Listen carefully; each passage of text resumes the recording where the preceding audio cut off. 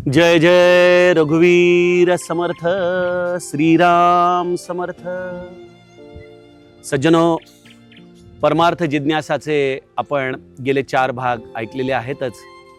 यामध्ये आपल्याला मध्यम वयातल्या लोकांनी अनेक प्रश्न विचारले. काही भगिनी देखील या प्रश्नोत्तरांमध्ये सामील झाल्या. आपण देखील अत्यंत उत्स्फूर्तपणे या सगळ्या प्रश्नांना माझ्यापर्यंत पोहोचवलं. सगळ्या प्रश्नांची उत्तरं आपण या परमार्थ जिज्ञासाच्या पुढच्या पॉडकास्टमध्ये घेणार आहोतच. पण आज मला विशेष आनंद होत आहे, कारण आज माझ्याशी संवाद करायला तरुणाई आलेली आहे. आणि ही तरुण मुलं माझ्याच क्षेत्रातली म्हणजे इंजिनिअरिंग क्षेत्रामधली आहेत. वेगवेगळ्या कॉलेजेसमध्ये आपलं करिअर करत असताना डिझाईन, कम्प्युटर मॅनेजमेंट या सगळ्या विषयांमध्ये प्रावीण्य मिळवत असताना ही मुलं माझ्याकडे आली आणि त्यांच्या मनामध्ये काही परमार्थाच्या विषयी संदेह होते, काही प्रश्न होते. आणि मग मनात विचार असा आला की यांच्याच प्रश्नांना आपण प्रातिनिधिक रूपाने सर्वांच्या समोर घ्यावं आणि त्यातून कदाचित अनेक मुलांच्या मनामध्ये परमार्थाच्या विषयी असलेलं द्वंद्व किंवा त्याच्याविषयी असलेला एक निरुत्साह हा निघून जाईल. त्यामुळं आज या मुलांना छान निसर्गरम्य वातावरणामध्ये आणलेलं आहे आणि त्यांच्याशी मनमुराद गप्पा मारायचा हा हेतू आम्ही या परमार्थ जिज्ञासाच्या आजच्या एपिसोडमध्ये घेतलेला आहे. तर मुलांनो, तुमची ओळख करून द्या आणि तुमचे काय प्रश्न असतील ते अगदी सहजपणे विचारा. नमस्कार दादा, माझं नाव मृणाल उपाध्ये. मी 3rd इयरमध्ये डिझाईन करते. ओके. आणि हा प्रश्न मला वाटतं की आमच्या एज ग्रुपमध्ये प्रत्येकालाच असेल की स्पिरिच्युअलिटीचे खूप वेगवेगळे डेफिनेशन्स आहेत, खूप वेगवेगळे मिनिंग्स त्याच्यातून डिराईव्ह केलेले आहेत बऱ्याच वेगवेगळ्या लोकांनी. तर for the young and restless, आमच्या पिढीसाठी तुम्ही एकदम सिम्पल शब्दांमध्ये काय डेफिनेशन द्याल? करेक्ट. हा फार छान प्रश्न आहे, कारण स्पिरिच्युअलिटी आज आपण बरेच लोक बाह्यांगाच्या आधारानेच डिफाईन करायला जातो. म्हणजे एखादा साधू आहे, गळ्यात तुळशीच्या माळा आहेत, कपाळावरती टिळा आहे, म्हणजे तो आध्यात्मिक आहे. या भूमिकेमध्येच आज आम्हाला सगळ्यांना परमार्थ समजावून सांगितला जातो. पण परमार्थ हा केवळ एखाद्या वेशभूषेपुरता मर्यादित नाही. आज तुमच्यासारखी मुलं जीन पॅन्ट्स घालून देखील आपल्या या परमार्थाच्या मार्गावरती चालू शकतात. पण त्यासाठी परम अर्थ या शब्दाची व्याख्या तुम्हाला नीट कळाली पाहिजे. परमार्थ या शब्दामध्ये मुळी फोड आहे परम अर्थ. परम म्हणजे सर्वश्रेष्ठ. असा एक सर्वश्रेष्ठ अर्थ जो कळाल्यानंतर काही कळायचं शिल्लक राहत नाही, त्याला परमार्थ म्हणतात. आणि सगळ्यात मोठी गोष्ट काय आहे कळण्याची, ती म्हणजे to know our self, to know one self. आपल्या स्वतःला ओळखणं, मी कोण आहे याची स्वतःची ओळख होणं, याचं नाव खऱ्या अर्थाने परमार्थ आहे. आज मी तुला प्रश्न विचारतो मृणाल, की हू आर यू? तुझी काय आयडेंटिटी आहे? What do you consider yourself? जेव्हा मी मृणाल म्हणून हाक मारतो तेव्हा this name is attach to home? दादा, मला पर्सनली असं वाटतं, जेव्हा if someone calls out my name Mrinal, तेव्हा मला असं वाटतं एक अशी मुलगी मला माझ्या डोळ्यासमोर येते जी अत्यंत क्रिएटिव्ह आहे आणि जिला नेचरबरोबर कनेक्ट व्हायला खूप आवडतं. पण मग असं पण असतं ना की इन दिस क्वेस्ट जिथे मी मला शोधायचा प्रयत्न करते, where I am trying to meet my self, तिकडेच कितीतरी लोक आजूबाजूला असं म्हणतात की असं नाही, असं वागायचं, असं तू अशी आहेस. तर मग त्याच्यातच त्या एवढ्या सगळ्या लोकांच्या आवाजांमध्ये मी माझा आवाज कसा ऐकू? मृणाल, असं आहे की माझा जो प्रश्न होता की मृणाल ही व्यक्ती आपण या एका आकाराच्या आधाराने डोळ्यासमोर आणतो, काही गुणांच्या आधाराने आपण आपल्या डोळ्यासमोर आणतो. पण मृणाल ही व्यक्ती एका प्रवासाची साथीदार आहे. तू या जन्मामध्ये या देहाबरोबर आहेस आणि ह्याच्यानंतरही देखील तुझा प्रवास चालूच राहतो. आपण बघतो एखादी व्यक्ती गेल्यानंतर ते शरीर असतं, पण त्याला कोणीतरी सोडून गेलेलं असतं. तो कोण होता? त्याला आपण प्राण म्हणूत, आत्मा म्हणूत, जीवात्मा म्हणूत, ब्रह्म म्हणूत. पण ते जे चैतन्य माझ्यामध्ये राहत होतं, त्या चैतन्याला ज्याला मी कधीच ओळखलं नाही, त्याला ओळखण्याची ही सगळी धडपड म्हणजे परमार्थ आहे.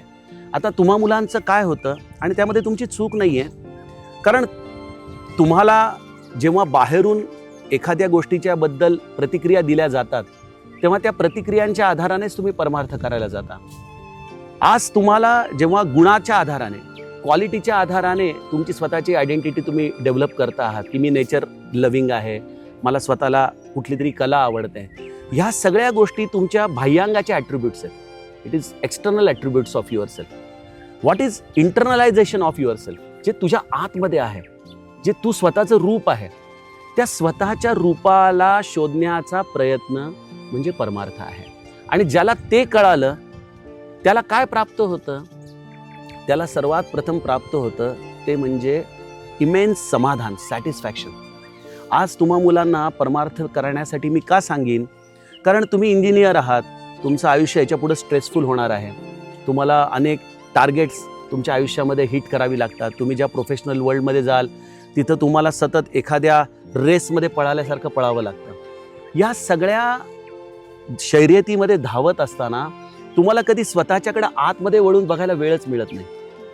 तर परमार्थामध्ये आज तुम्हाला ह्या धावपळीच्या या रेसच्या जमान्यामध्ये जाताना मी तुम्हाला एकच मंत्र देईन की तुम्ही त्या आत्मस्वरूपाच्याकडं चिंतन करायचा सवय आत्तापासून लावून घ्या. मी कोण आहे? That is called the whole process of self realisation. की मी कोण आहे, मी कोण आहे, माझा शोध मला लागला पाहिजे.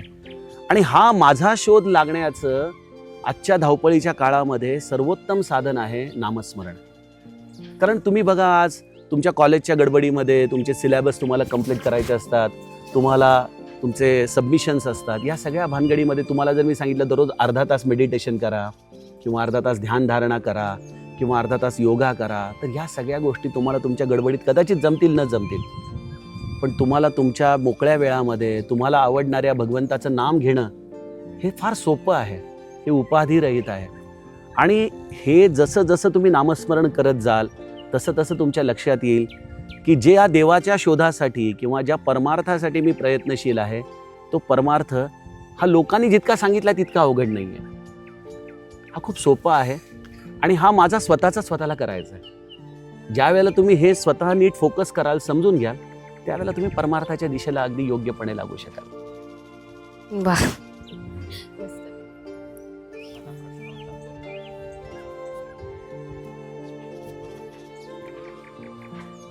मला प्रश्न होता एक दादा. बोल बेटा, तुझी ओळख करून दे पहिले. मी साहिल, मी इंजिनिअरिंग करतोय, 3ऱ्या वर्षाला आहे. ओके. जसं तुम्ही म्हणाला की आजच्या पिढीला आम्हाला नामस्मरण किंवा परमार्थ शोधायला पाहिजे, तर आमच्या पिढीत एवढे असे डिस्ट्रॅक्शन्स आहेत. आणि जसं तुम्ही म्हणाले की आम्ही एका रेसमध्ये धावत आहे, आम्हाला वेळ नाही आहे आमच्याकडे सुद्धा बघायला. तर या काळात जिथे जसं की हे डिव्हाइसेस आहेत आमच्या हातात, एवढे डिस्ट्रॅक्शन्स असून आम्ही कसं काय स्वतःला बघू आणि काय करू शकतो? खरं आहे. आता बघा, तुम्ही एखाद्या पेपरला जात असता तेव्हा तुम्ही पेपरला जाताना काय करता की ह्याच्यामधलं जरी पुस्तक खूप मोठं असलं तरी ह्याच्यामध्ये मागच्या वर्षी काय प्रश्न आलेले आहेत रे बाबा, ते प्रश्न बघून जाता की नाही, की जेणेकरून त्या प्रश्नांच्या आधाराने तुम्हाला तयारी करता येते.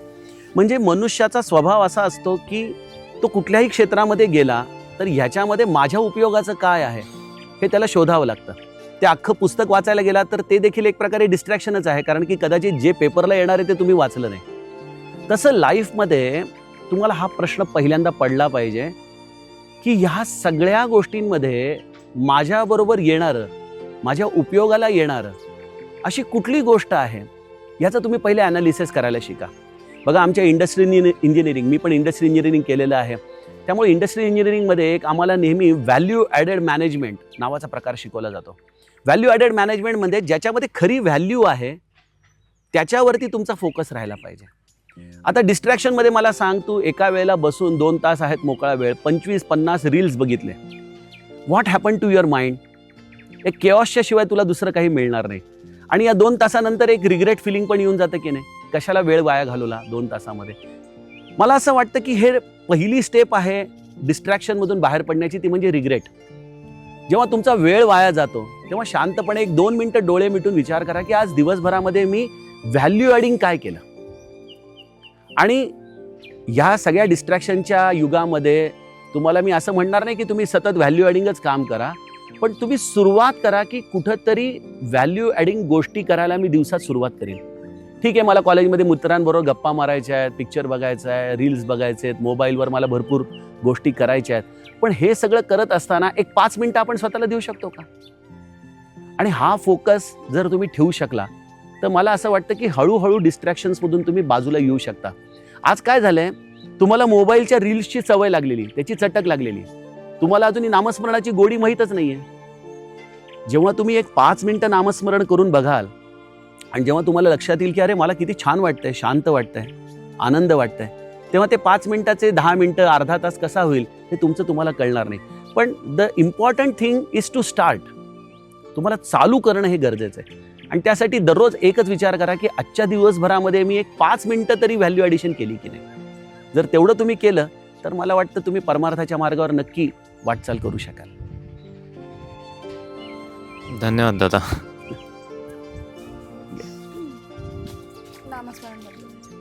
नमस्कार. नमस्कार. माझं नाव नुपूर निरंतर आहे आणि Okay. मी 3rd year communication design Great. करते. तर आता नामस्मरण जसं तुम्ही म्हणाले की करायचं 5 मिनिटं 10 मिनिटं कसंही सुरुवात करायची, पण मग ती नामस्मरण कशाची, कोणाची आणि ती सुरुवात कशी करावी ॲज अ यंगस्टर ज्यांना सुरू करायचं असतं?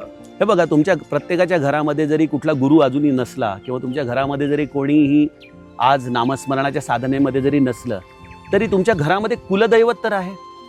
तुमच्याकडे कोणीतरी रेणुका माता, जगदंबा, तुळजाभवानी, महालक्ष्मीची अंबाबाई किंवा आणखीन कोणाच्याकडे रामाचं, कृष्णाचं, महादेवाचं अधिष्ठान तर आहेच. तर आज तुम्हा मुलांना जर तुमच्या आयुष्यात गुरु नसेल किंवा तुम्हाला कुठली साधना करायची याबद्दल कन्फ्युजन असेल तर तुम्ही पहिली गोष्ट, जर तुम्हाला काहीच कळत नसेल तर तुम्ही तुमच्या कुलस्वामिनीचं किंवा कुलदेवतेचं नामस्मरण चालू करा. जर तुम्हाला गुरु पाहिजे पण गुरु मिळत नाहीये तर तुम्ही सगळ्यात पहिले महादेवाला गुरु माना. कारण महादेव हे आदी गुरु तत्व आहे. म्हणजे जसं तुमच्या कॉलेजमध्ये प्रोफेसर्स आहेत, मग प्रोफेसर्स नंतर HOD आहे, HOD नंतर प्रिन्सिपल आहे, प्रिन्सिपलच्याही पुढं कोणीतरी एखादा त्याचा इन्स्टिट्यूशन फाउंडर असेल. त्या इन्स्टिट्यूशन फाउंडरला तुम्ही कधी भेटलेला नसाल, पण त्या फाउंडरच्यामुळं ते प्रोफेसर आज तुमच्या जीवनात आले, बरोबर आहे. तसं महादेव हा सगळ्या गुरु तत्वाचा फाउंडर आहे, तो आदी गुरु आहे सगळ्यांचा. त्यामुळं गुरु मानायचा असेल तर महादेवाला माना, नामस्मरण करायचं असेल तर कुलदैवतेचं करा, कुलस्वामिनीचं करा. तेही जर तुमच्याकडे कुलदेवता, कुलस्वामिनी नसेल तर तुम्ही मारुतीरायाला गुरु माना, मारुतीरायाचं नामस्मरण सुरू करा. हनुमंत हा फार लवकर तुम्हाला प्रचिती देणारा हे आहे, त्यामुळं तुम्ही मारुतीरायाचं स्मरण करू शकता. तुम्ही राम नाम तुम्हाला जर आवडत असेल तर रामनाम घेऊ शकता, कृष्ण नाम घेऊ शकता, शिवनाम घेऊ शकता. गरज आहे नामस्मरण सुरू होण्याची. आणि जसं तुम्ही फर्स्ट इयरला आला त्यावेळेला तू कुठल्या डिझाईनमध्ये म्हणालीस ना, डिझाईन तुला डिझाईनचे विषय फर्स्ट इयरला माहिती होते का? नाही. फर्स्ट इयरला तर कॉमन सिलेबस होता. तसा तुम्हाला समजा आज तुमचा गुरु कोण आहे माहीत नाही, तुमचं नामस्मरण काय माहीत नाही, पण आज तुम्ही फर्स्ट इयरमध्ये जसे कॉमन विषय आहेत तसे तुम्ही कॉमन विषय घेऊन कुलस्वामिनी, कुलदैवतेचं नामस्मरण चालू करा. ऑटोमॅटिकली एकेका टप्प्यावरती तुम्हाला या सगळ्या गोष्टींची क्लॅरिटी येते. पण अगेन आय एम रिइटरेटिंग की रस्त्यावरती चालायला सुरुवात करणं महत्त्वाचं आहे. तुम्ही चाललाच नाही तर तुम्हाला कदाचित तो रस्ता कधीच सापडणार नाही. आणि मग सगळी हळूहळू क्लॅरिटी येत जाते. माझा गुरु कोण आहे, माझं आराध्य दैवत कोण आहे, मला कोणाचं नामस्मरण केलं पाहिजे, त्या नामाने मला काय साधायचं आहे, या सगळ्या गोष्टी येत जातात. पण आज बेटा तुम्ही नामस्मरण ज्याच्यावरती तुमचं प्रेम आहे, कित्येक जणी चांगल्या चित्रकार असतात मुली, मग लहानपणापासून कृष्णाची चित्र काढलेली असतात, रामाची चित्र काढलेली असतात. मग तुमचं कृष्ण भक्ती असेल तुम्ही श्रीकृष्णाचं नाम घ्या. तुम्हाला ज्याची आवड आहे ती सुरुवात करा.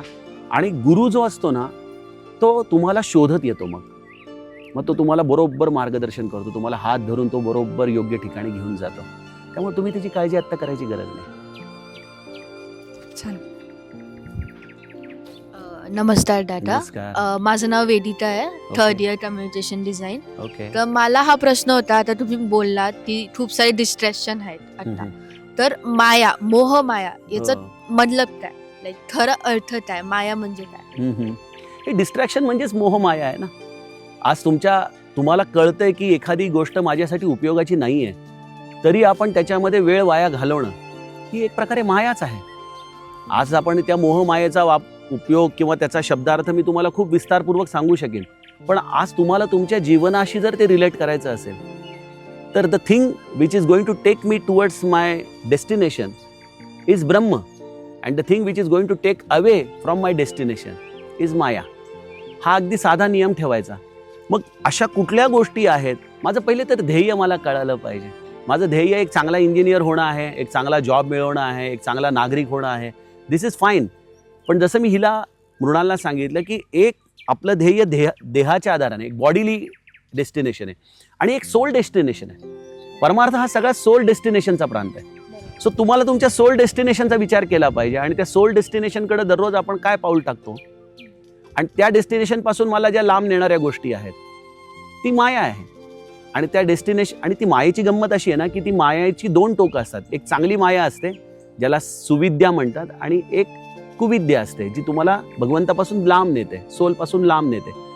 तर तुम्ही स्वतःचा विचार करायचा की एखादी गोष्ट मी करतो आहे किंवा करती आहे ती गोष्ट आज मला माझ्या सोल डेस्टिनेशनकडे नेती आहे का नेत नाहीये.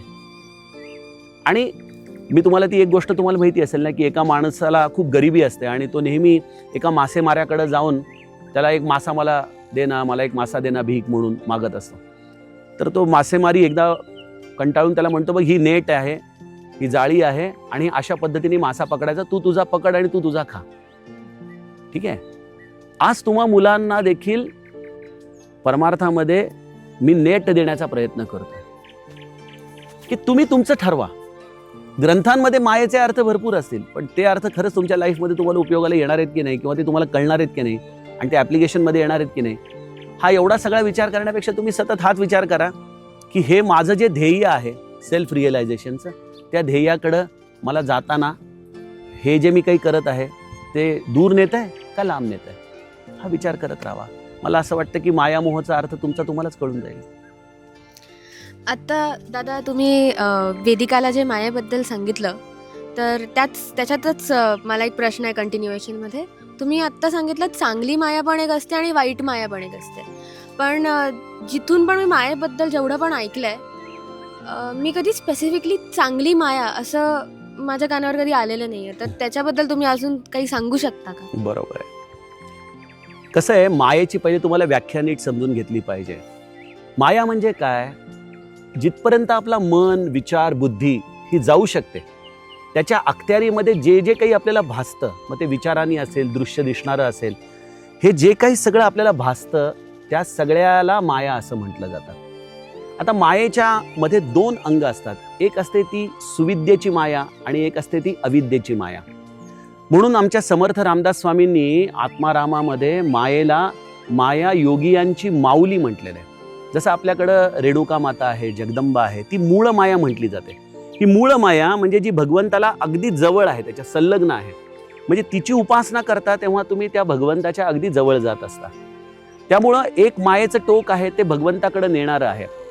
आता फॉर एक्झाम्पल नामस्मरण मी तुम्हाला करायला सांगितलं. नामस्मरण देखील त्या रामाचं आपण डोळ्यासमोर मूर्ती आणतो, त्याचं नाम मुखाने घेतो. म्हणजे इथं देखील मन बुद्धी विचार आहेतच. पण या मन बुद्धी विचारांच्या आधाराने जेव्हा तुम्ही नामस्मरण करता तेव्हा तुम्ही मायेचाच आधार घेताय. आणि त्या मायेच्या आधाराने फॉर एक्झाम्पल एखादा मनुष्य बुडतोय आणि त्याला त्याच वेळेला कोणतरी दोरी फेकली तर ती दोरी त्यावेळेला त्याला वाचवणारी ठरली, हो की नाही. आणि एखाद्याने त्याच दोरीने आपल्या गळ्याला लटकून घेतलं तर ती दोरी त्याच्यासाठी मृत्यूमय ठरली. तर तशीच ही माया आहे की जेव्हा तुम्ही तिला नामस्मरणाच्या आधाराने, भक्तीच्या आधाराने त्या मायेचा आपल्या जीवनामध्ये अंगीकार करता तेव्हा ती माया तुम्हाला भगवंताकडे नेणारी ठरते आणि ती स्वतः नाहीशी होते त्यावेळेला. पण आता त्याच वेळेला आपण बघतो की काही लोक त्या मायेच्या आधारानेच ड्रग्सच्या अधीन जातात, ड्रिंक्सच्या अधीन जातात, वाईट सवयींच्या अधीन जातात आणि मग या सगळ्या वाईट सवयींच्यामुळे ते आणखीन रुतत जातात. जसा एखादा चिखलामध्ये मनुष्य रुतला की त्यांनी जर कितीही धडपड केली तरी तो आणखीन खालीच जात राहतो. तसं तुम्ही या मायेमध्ये हे दुसरं टोक आहे अविद्येचं, जे तुम्हाला खूप खाली घेऊन जातं. आणि मग या मायेमध्ये जर तुमचं अशा पद्धतीनेच मरण झालं तर तुमच्या या सगळ्या कर्मसंस्कारांमुळे तुम्हाला आणखीन खालची योनी किंवा आणखीन एक खालची प्राण्यांच्या ह्याच्यामध्ये तुम्हाला जन्माला यावं लागतं. त्यामुळे ही माया म्हटलं तर अत्यंत त्रासदायक आहे आणि म्हटलं तर भगवंताकडे नेणारी आहे. म्हणजे दादा आपण असं म्हणू शकतो का की माया वाईट नाही आणि चांगली पण नाही, ती आहे. अगदी माझे जे सद्गुरू आहे श्री ब्रह्मचैतन्य महाराज यांनी तर मायेची व्याख्या केली आहे की जी नाही ती माया, जी नाहीच. कारण जेव्हा तुम्ही ब्रह्मस्वरूप होता त्यावेळेला तिचं अस्तित्व राहतच नाही. बरोबर. आज काय आहे की आज आम्हाला तो ईश्वर कोण आहे माहीत नाही. आज तर आम्ही त्याला केवळ मंदिरात बघतो. तो ईश्वर कुठं आहे तर तो माझ्या हृदयातच आहे. आणि त्या हृदयामधल्या ईश्वराला एकदा आपण जेव्हा पाहतो, बघतो, त्याच्याशी आपण तद्रूप होतो, त्यावेळेला ती माया दिसतच नाही. त्यामुळे ती माया नाहीच आहे तसं बघितलं तर. पण त्याच्यापर्यंत जाण्यासाठी या मायेमधूनच आपल्याला जावं लागतं. म्हणजे आपण मायाच्या आधाराने काय करतो त्याच्यावरती. हो, एक्झॅक्टली. म्हणून सत्संगाची गरज आहे. आणि आय एम सो हॅपी की तुम्ही आज मुलं येऊन मला हे प्रश्न विचारताय. कारण तुम्ही आज एक मायेच्या आधाराने स्वतःला अपलिफ्ट करण्याचा प्रयत्न करताय. तर तो मायेचाच वापर होतोय.